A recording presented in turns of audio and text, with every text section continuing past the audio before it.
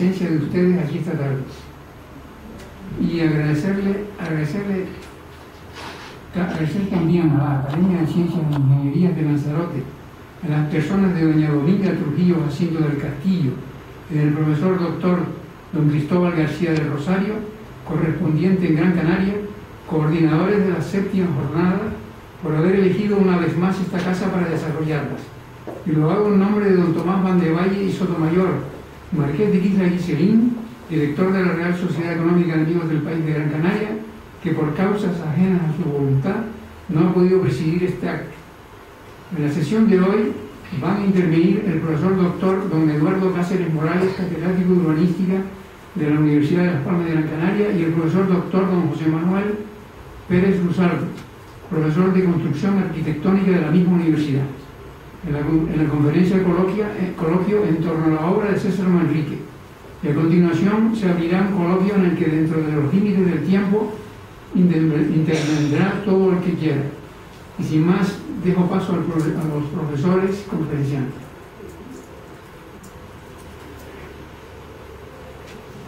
Vale, muchas gracias.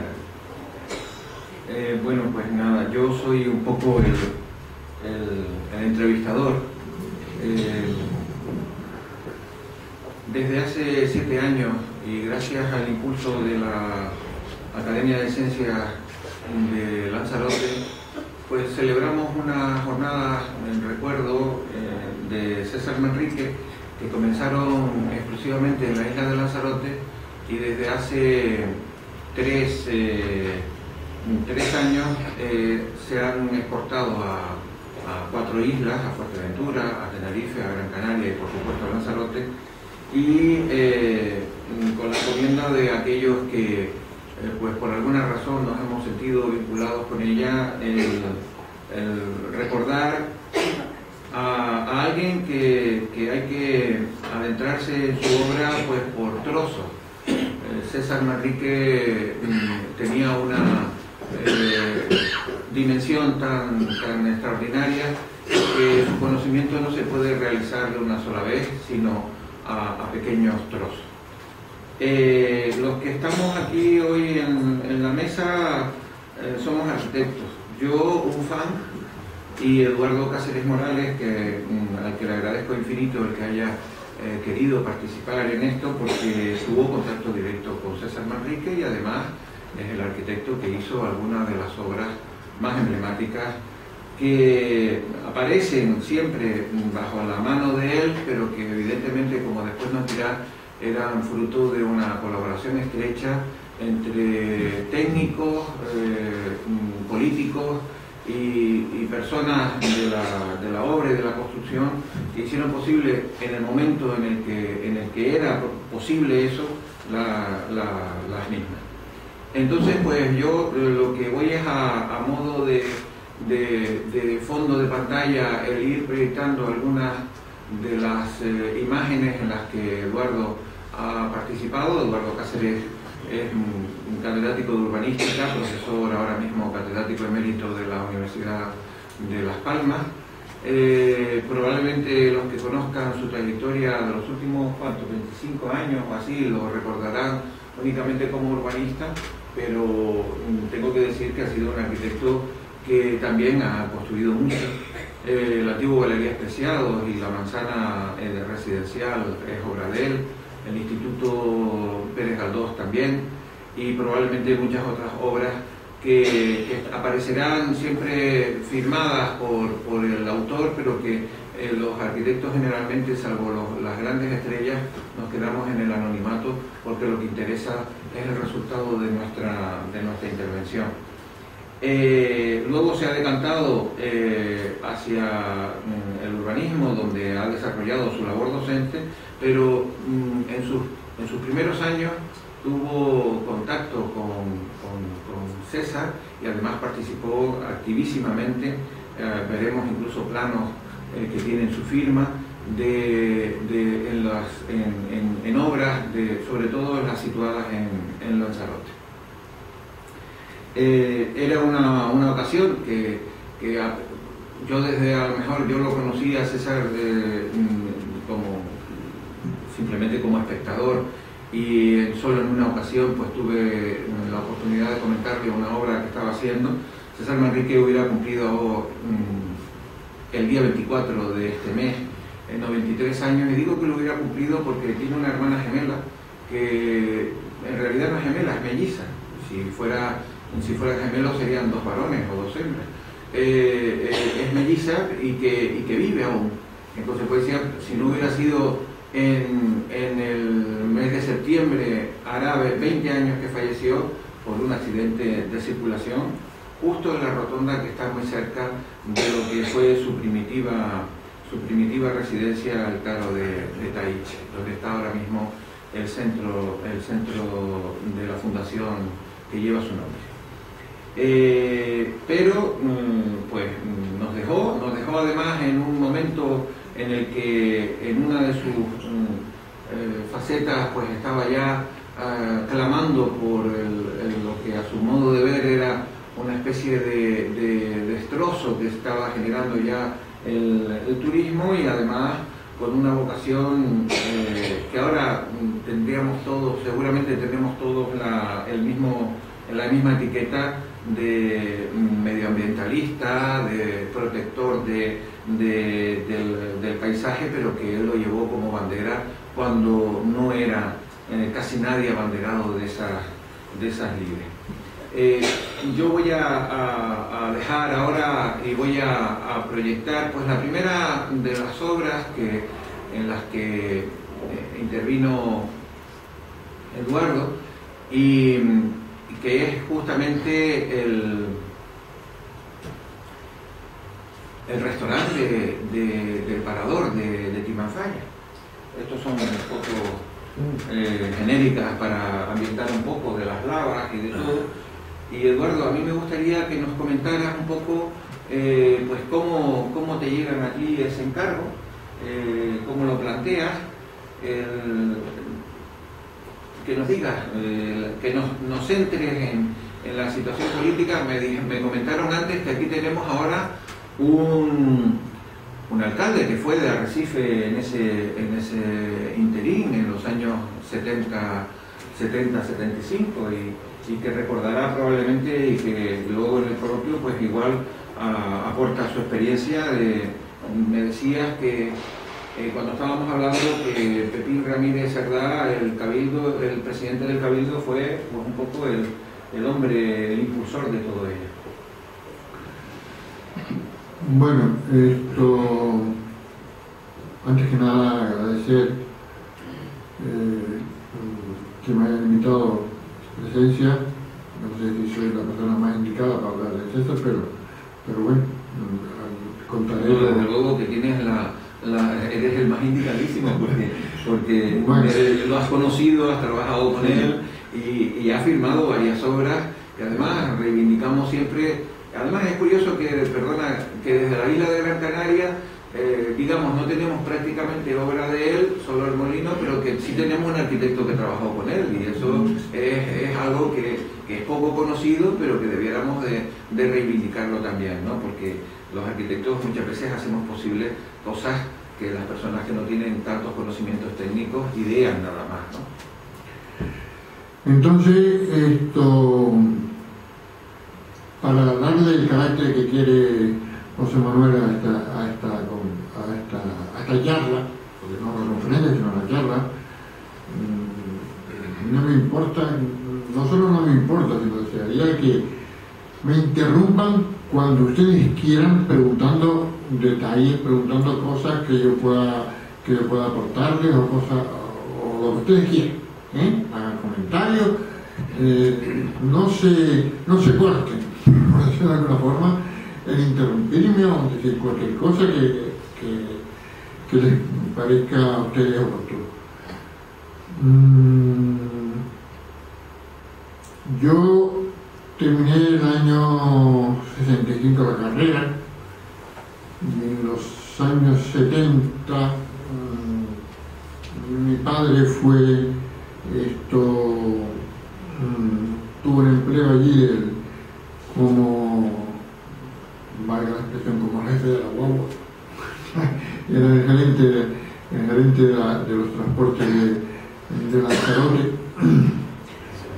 Y este hombre, ese mi padre, pues empezó a tener mucho contacto tanto con Pepín Ramírez como con el vicepresidente, con Antonio Álvarez. Antonio Álvarez, que era jefe de correo en ese momento allí, y ellos dos formaban un tándem político bastante importante. Unos años antes había coincidido la vuelta de César, que estuvo en Nueva York, que pasó una temporada en Nueva York, y volvió a Lanzarote. Y entonces, con las circunstancias de que César había sido niño no sé si fuera a la misma escuela o no, pero tanto César como Pepín Ramírez tenían la misma edad, y eran amigos desde la infancia. Entonces se produce una sintonía entre Pepín Ramírez y César, y César empieza a crear influencia sobre el ámbito político, un ámbito político en el mejor sentido de la palabra, de las autoridades más significativas, que era en el momento el Cabildo, y se empieza a crear una pequeño equipo. O sea, a mí me meten que Rondón dice, no, es que también necesitamos un arquitecto que dirija algunas obras o que nos asesore en algunos temas, y se va creando un pequeño equipo donde las personas que yo creo que son más significativas eran Pepín Ramírez, obviamente, Antonio Álvarez, César, Jesús Soto, que muchas veces se olvidan de él, pero Jesús Soto era la mano derecha sobre todo en las cuestiones paisajísticas, de jardinería, y Luis Morales, que era el capataz de obra del Cabildo. En aquella época, aunque parezca extraño, la empresa constructora más importante de todo Lanzarote era el Cabildo. La que tenía la maquinaria, la que tenía todo, la que podía hacer obra, era el Cabildo. Era la más potente. Y por tanto, este grupito de 5 o 6 personas empezamos a crear una cierta sintonía. A mí Pepín me dice, bueno, tú vienes por aquí, no te vamos a hacer ningún contrato ni nada, sino tú funcionas como asesor mío, asesor del Cabildo, y bueno, y si hay alguna obra, alguna cosa, pues nos ayuda, y si hay un proyecto, pues te lo entregamos a ti o lo que sea, un proyecto obviamente institucionales, y además nos ayuda técnicamente. Y ese equipo fue, digamos, el germen de todas las obras que luego se realizaron.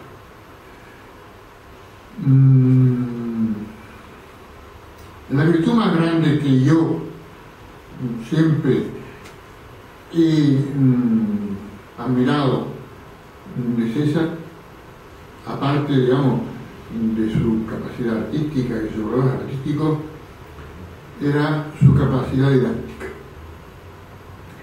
Él quería transmitir a la sociedad, a todo el mundo que pasaba a su lado, que había que tener otra visión distinta del paisaje, otra visión distinta del territorio, otra visión distinta de cómo se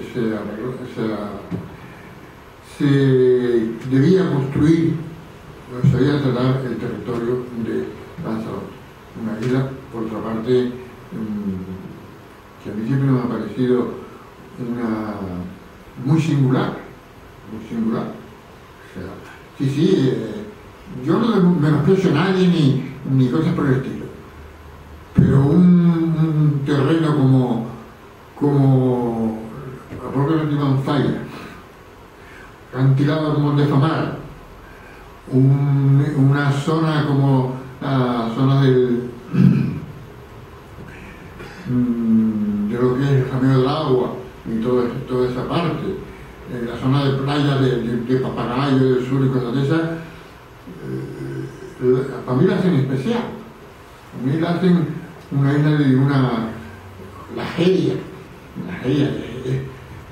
eran cosas de un valor que hacía, aunque se diga muchas veces, no un pequeño continente, sino una isla de contraste, una isla de enormes contrastes. La Sabina de Janubio, el Golfo, no sé, eran tantas cosas tan singulares, que o se tenía una sensibilidad especial para eso, o se hubiesen estropeado muchas cosas. Bueno, la primera obra que planteamos era el restaurante de la... Voy a volver a los planos para que nos cuentes, porque yo he leído que de Timanfaya incluso hay gente que dice que parece como unos platillos volantes asentados sobre esa sinfín de volcanes y esa lava que aún impresiona, ¿no? Tú me comentabas que efectivamente ese había sido uno de los efectos buscados, ¿no? Se planteaba la siguiente disyuntiva desde el punto de vista formal. O se hace una obra que no se ve, porque la impresión que tiene el sitio es muy singular, o se hace una obra que se vea mucho, pero que se vea mucho sin tener ninguna característica especial. Así me explico. Hay los arquitectos estrella que andan por el mundo, pues no, ahora voy a hacer mi obra. Y entonces se dedican a hacer una forma específica inventada. No, aquí se planteó que lo más sencillo posible. ¿Qué es lo más sencillo? Un círculo. Un círculo, punto. Un círculo y lo más limpio posible, sin ningún aditamento ni nada, sino un círculo. Por tanto, el círculo, en vez del anterior, el círculo del restaurante, el círculo del bar, incluso la cocina, luego están ahí donde están donde se hace el huevo cocido sí, donde se tira el agua y entonces sale para arriba con el gas y tal, y digamos la parte, digamos, trasera es así, se revistió con la piedra del lugar, pero tenía que ser una obra muy elemental, muy limpia, repito, sin ninguna característica personal, sin darle personalidad, sino una cosa que aparecía, y entonces eran esos forjados totalmente planos. Esa era la obra que se hizo. Era una obra casi entre comillas artesanal, en el sentido que yo mismo calculé la estructura del forjado. Utilicé un sistema que en aquellos momentos se empezaba a utilizar, que era el de una malla con casetones, que en vez de utilizar casetones utilizábamos bloques. Conseguíamos hacer incluso en la doble altura. Bueno, yo era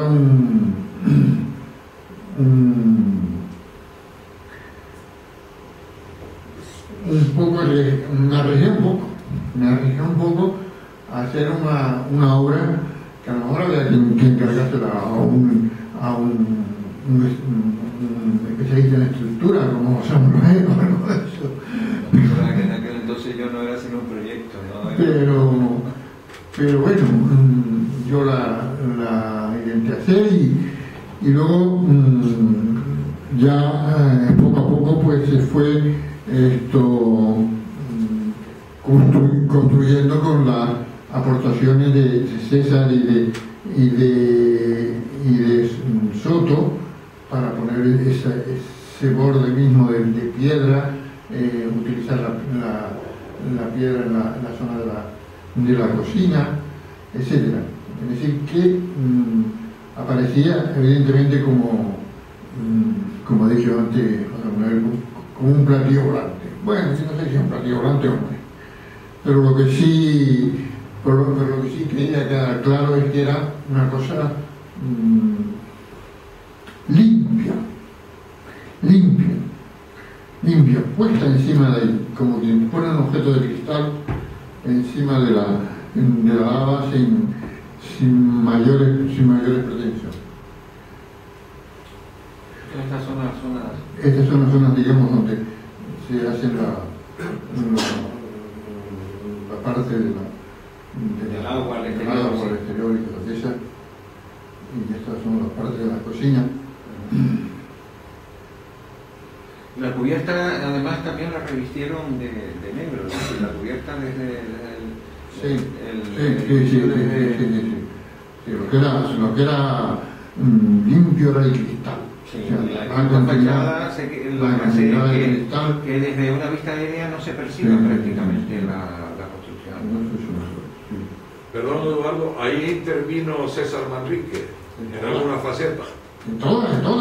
O sea, pero como dándote consejos o como decorador. Nos sentábamos en una mesa. Sí. Nos sentábamos en una mesa y discutíamos cómo se hacía o cómo no se hacía. O sea, no es que yo hiciese la obra y luego hiciese César Manrique a decorarla. No. César Manrique se sentaba conmigo.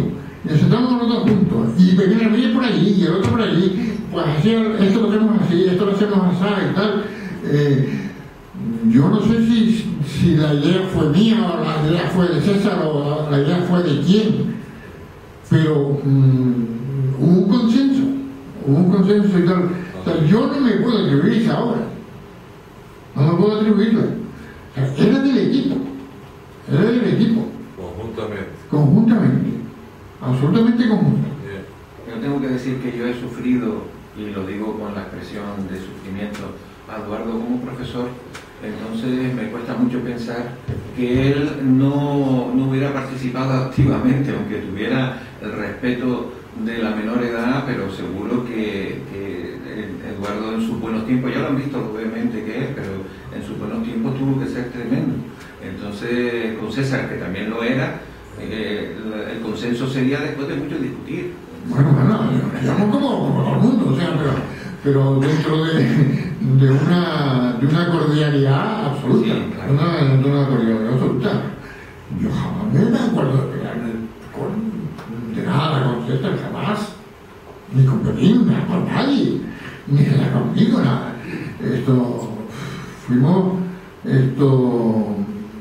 Nos llevábamos muy bien. Ya en los interiores seguro que sí que... Sí, por ejemplo, el tema de las lámparas, el tema de la decoración y otras cosas, ya él tomó mayor protagonismo, y Soto también, la decoración y otras cosas y tal. Soto, ¿qué título tenía? Es decir, era... Ninguno. Como César, es decir, un artista. Sí, era un artista, era sobre todo un especialista en jardinería. Autodidacta y le gustaba mucho el diseño. Hay muchas lámparas, no sé si aquí hay alguna, pero las de arriba del mirador de la batería del río, las lámparas son de él. Ahora lo veremos. Las lámparas son de él. Y